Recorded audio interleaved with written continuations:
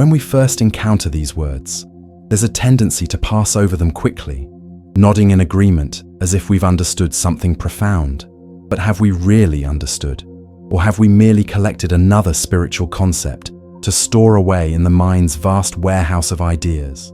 The difference between intellectual acknowledgement and actual seeing is the difference between dreaming and waking up. Consider for a moment the extraordinary implication of what's being said here. Not that you are similar to the world, or that you reflect certain aspects of the world, but that you are the world itself. This isn't poetry or metaphor. This is pointing to something fundamentally real about the nature of human consciousness and its relationship to the totality of human existence. When we look at the world with all its chaos, violence, division, and suffering, we're looking at a mirror. The corruption in governments, the brutality in wars, the greed in economic systems, the prejudice that divides human beings from one another. All of this exists because it exists in consciousness itself. We've been conditioned to think of ourselves as separate individuals, isolated units somehow disconnected from the whole. We believe our thoughts are private, our emotions are personal, our struggles are uniquely ours. This sense of separation is perhaps the most fundamental illusion that human beings labor under. When you examine it closely, without the interference of belief systems or philosophical frameworks, you begin to see that what you call you is actually the accumulated result of thousands of years of human conditioning. Your fears are not really yours alone. They're the fears of humanity. Your desire for security, for pleasure, for recognition, these aren't individual quirks. They're the movement of human consciousness expressing itself through the particular form you happen to occupy. This recognition isn't meant to diminish your experience or make it less significant. Quite the opposite. It reveals that what happens in consciousness here, in this moment, matters infinitely more than we've imagined. Because if you are the world, then the transformation of consciousness isn't just a personal matter. It's not about improving yourself so you can be happier or more successful or more peaceful. It's about something far more significant. It's about whether human consciousness itself can break free from the patterns that have kept it trapped in conflict for millennia. Think about how we typically approach change. We identify problems in ourselves or in society, and then we try to fix them. We develop techniques, methods, systems. We create organizations dedicated to social reform. We pursue personal development through various practices and disciplines.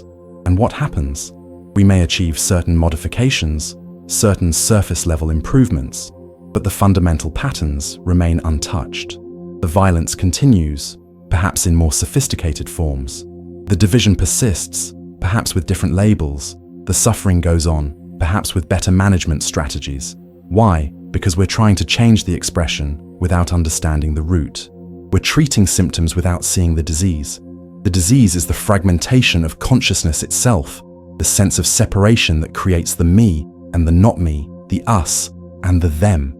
This fragmentation is violence, not just physical violence, but psychological violence. The violence of comparison, of judgment, of fear-based thinking. And this violence that exists in individual consciousness is exactly the violence that manifests in the world at large.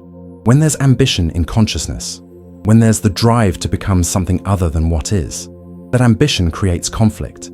It creates the competition that pits human beings against each other. It creates the hierarchies that give some power over others. It creates the endless pursuit that prevents peace. This isn't a moral judgment about ambition being good or bad. It's simply seeing what is. Ambition is the movement of thought trying to achieve psychological security through becoming. And that same movement, multiplied across billions of human beings, creates the competitive, violent structure of society. Or consider fear. Each of us carries fears, whether we acknowledge them or not. Fear of death, fear of loneliness, fear of not being enough, fear of losing what we have, fear of not getting what we want. We think these fears are our personal problems to solve, but fear itself is the human condition. It's what happens when thought, which is always of the past, tries to ensure a future. And this fear, operating in consciousness everywhere, creates the defensive structures we see in the world. Nations build weapons and walls because of fear. Economic systems hoard resources because of fear. Relationships become possessive and jealous because of fear. The fear in you is the fear that builds nuclear arsenals and fortifies borders. The question then becomes, can there be a fundamental change in consciousness? Not a change brought about through time, through gradual improvement, through practice and discipline, but immediate transformation in the very way consciousness operates. This is where we must tread carefully, because the mind immediately wants to make this into another project, another thing to achieve. It wants to know the method, the steps, the technique for bringing about this transformation. But that very approach is the problem. That very approach is the movement of becoming, which is the root of fragmentation. What's being pointed to is not a method, but a seeing. When there's complete attention to what is, without the interference of the observer who judges, who compares, who wants to change what is into what should be, then in that attention itself, there's transformation. Not transformation of something into something else, but the ending of the pattern that creates conflict. This isn't mystical. It's actually very simple and very ordinary. When you're completely attentive to anger as it arises, not trying to control it or express it or understand it philosophically, but simply watching it with your whole being, then that anger reveals its entire structure. You see how it arises from thought, from some image that's been hurt, from some expectation that hasn't been met. In that seeing, the pattern doesn't continue. The anger doesn't transform into something else. It simply ends. This ending is death, not physical death, but the death of the psychological structures that create continuity through time. We're terrified of this death because we identify with these structures. We think we are our memories, our experiences, our accumulated knowledge. We think we are the story we tell about ourselves, the ending of all that feels like annihilation.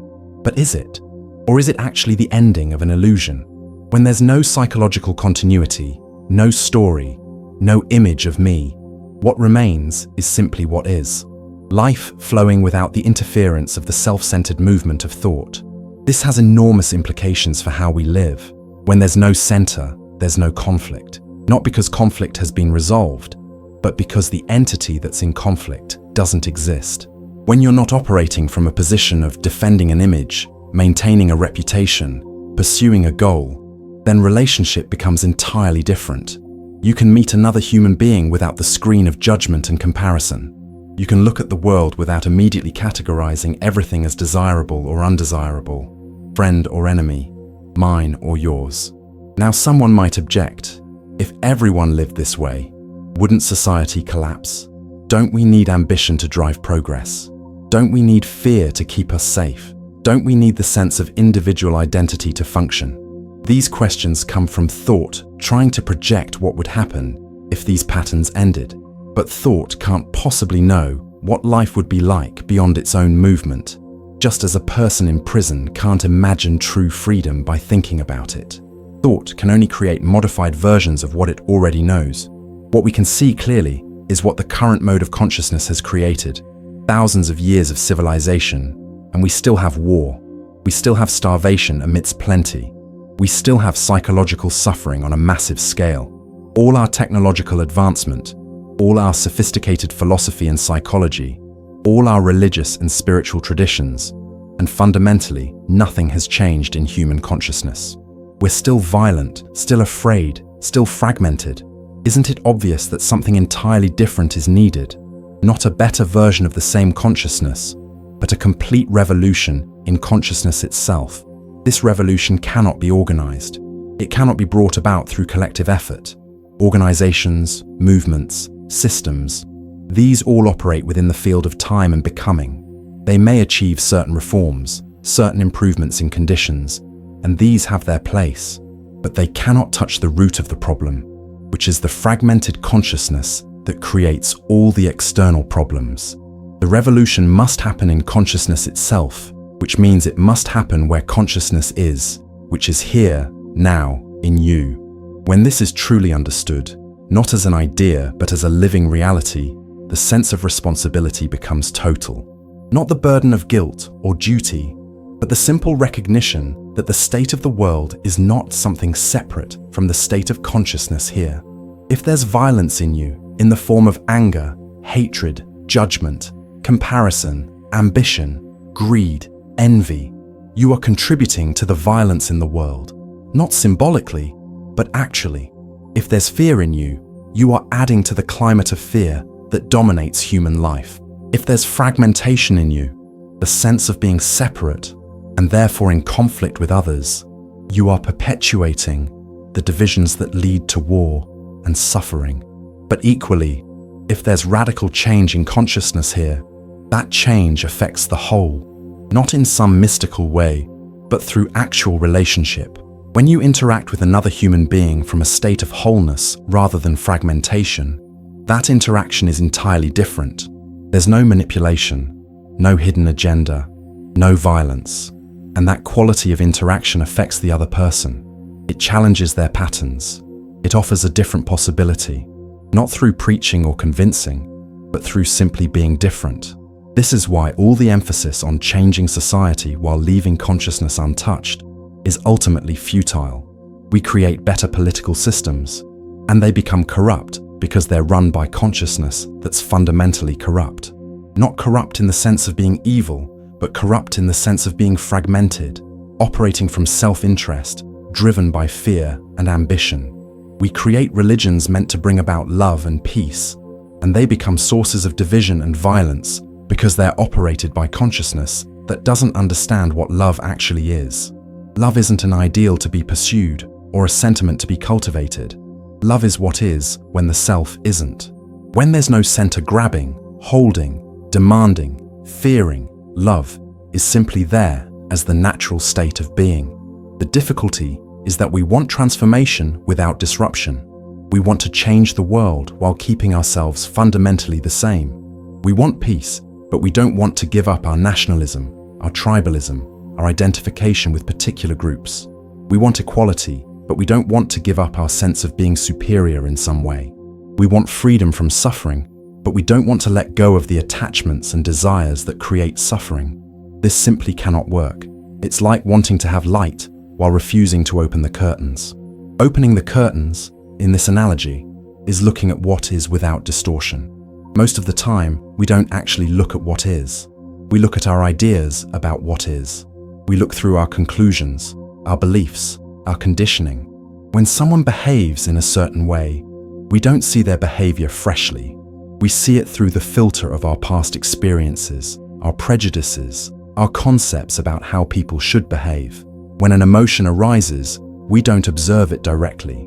We immediately name it, judge it, try to control it, or indulge it. This constant interference of thought prevents us from seeing what actually is. But when there's direct observation, without the observer, something extraordinary happens. The thing observed reveals itself completely. You see not just the surface, but the entire structure. And in that seeing, there's understanding. Not the understanding that comes from accumulating knowledge, but the immediate understanding that is intelligence itself. This intelligence isn't personal. It's not yours or mine. It's the intelligence that operates when the mind is not clouded by self-interest and fear. This intelligence is what's needed to bring about fundamental change. Not the cleverness of thought, which is always limited by its own conditioning, but this intelligence that sees the whole. When this intelligence operates in consciousness, action is entirely different. It's not action based on choice, because choice exists only when there's confusion. When you see clearly, there's no choice about what to do. Action flows directly from perception. If you see danger, you move. You don't deliberate about it. Similarly, when there's clear seeing of what is, action happens without the center that's always calculating what's in it for me. This may sound abstract, but it's actually the most practical thing there is. Consider a practical problem like climate change. We have the knowledge and technology to address it, yet we don't act decisively. Why? Because action is blocked by competing self-interests. Nations prioritize their own economic growth. Corporations prioritize their profits. Individuals prioritize their comfort and convenience. All these priorities come from the self-centered movement of thought. They come from consciousness that's fragmented, that sees itself as separate from the whole, and therefore in competition with the whole. If consciousness underwent radical change, if the sense of separation ended, the problem would be approached entirely differently. not as something to be solved while protecting various self-interests, but as a challenge facing the whole of humanity, requiring the intelligence of the whole. The same applies to every human problem. War exists because consciousness is in conflict with itself. Poverty exists because consciousness is acquisitive and hoarding. Discrimination exists because consciousness creates divisions based on thought-generated categories. These aren't primarily political or economic problems requiring political or economic solutions. They're manifestations of consciousness that's operating in a particular way. Change the fundamental operation of consciousness, and these problems are addressed at their root. But we must be very clear about what change means. It doesn't mean improvement within the same pattern. It doesn't mean becoming better, more loving, more peaceful versions of what we are. It means the ending of the pattern itself, the ending of the psychological time that's always becoming, always achieving, always postponing. The ending of the observer who's separate from what is observed. The ending of the thinker who's separate from thought. When this ending happens, what remains is not something you can name or describe, because naming and describing are functions of thought. What remains is simply life, intelligence, love, operating without the interference of the self. This isn't a goal to be achieved in the future. The future is the movement of thought projecting itself forward. As long as transformation is seen as something to be achieved in time, it will never happen. It can only happen now. Not in the now that thought creates as a concept, but in the actual present, which is all there ever is. The past exists only as memory. The future exists only as projection. Reality is always now. And in this now, when there's complete attention, the entire pattern of consciousness reveals itself and can end. What prevents this is the constant escape.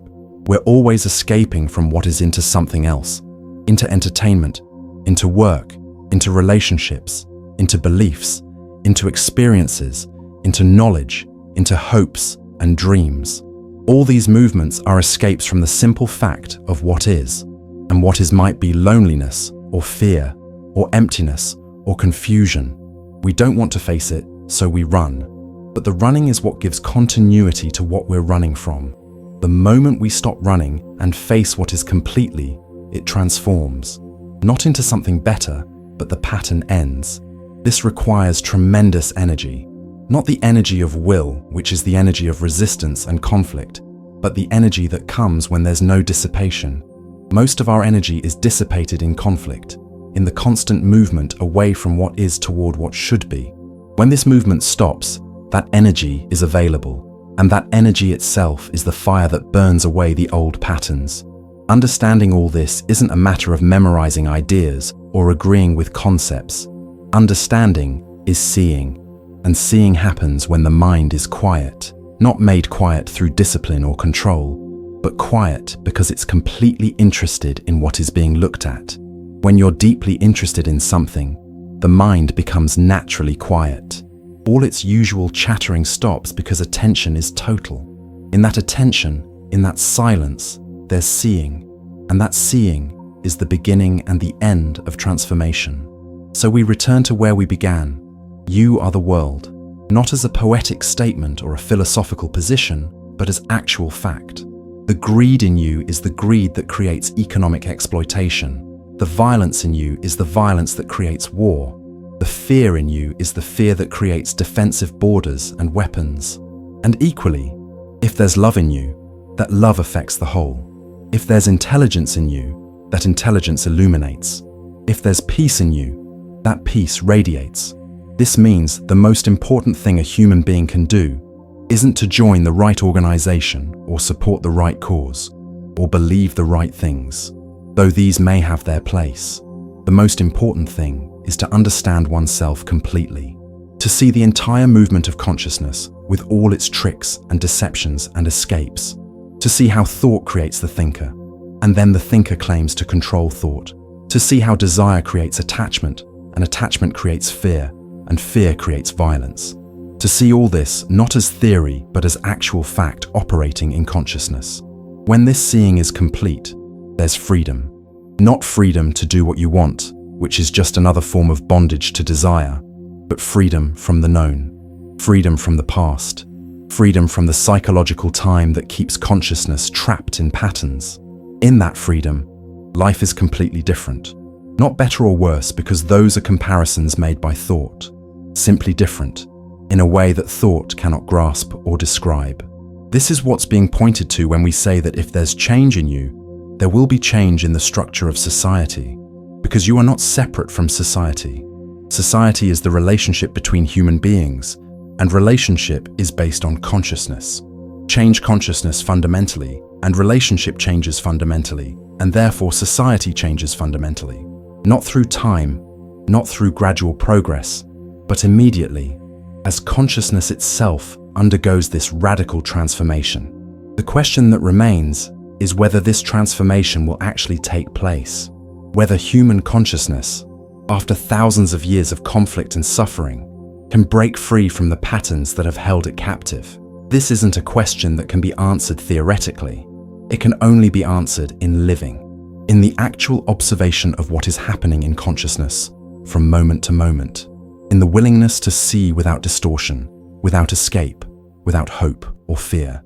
That seeing, that attention, that complete presence to what is, that is the door. Not a door to somewhere else, but a door out of the prison of time and becoming and self. Whether you walk through that door is not a choice to be made in the future. It's something that happens now, or it doesn't happen at all. And on that happening depends not just your own peace, but the peace of the world. Because you are the world, and the world is what you are.